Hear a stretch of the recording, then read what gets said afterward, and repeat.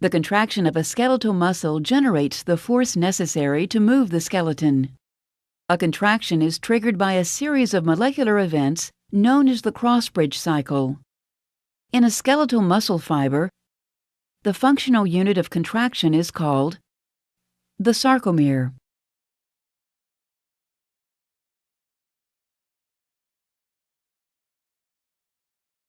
A sarcomere shortens when myosin heads in thick myofilaments form cross bridges with actin molecules in thin myofilaments.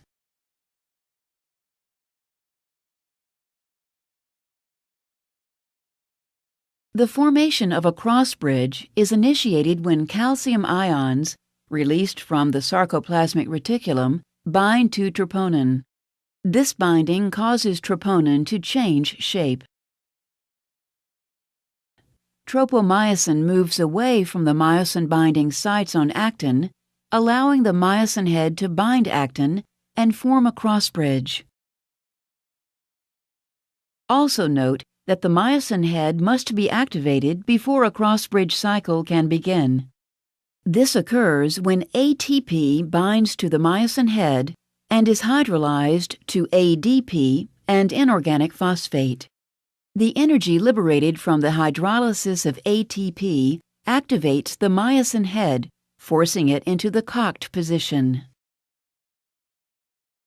A cross-bridge cycle may be divided into 4 steps. Step 1. Cross-bridge formation.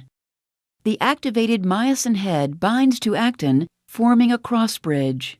Inorganic phosphate is released, and the bond between myosin and actin becomes stronger.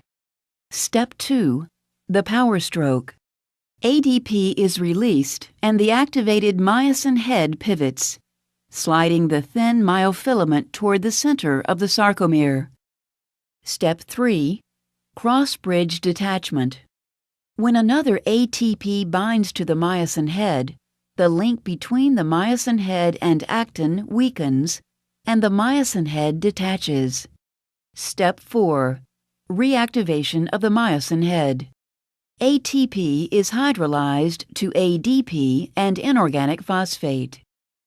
The energy released during hydrolysis reactivates the myosin head, returning it to the cocked position. As long as the binding sites on actin remain exposed, the cross-bridge cycle will repeat.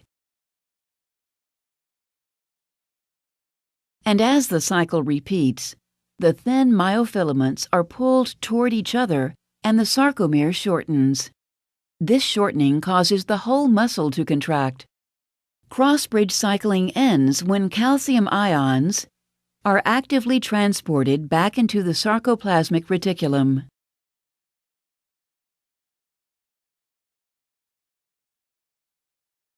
Troponin returns to its original shape, allowing tropomyosin to glide over and cover the myosin-binding site on actin.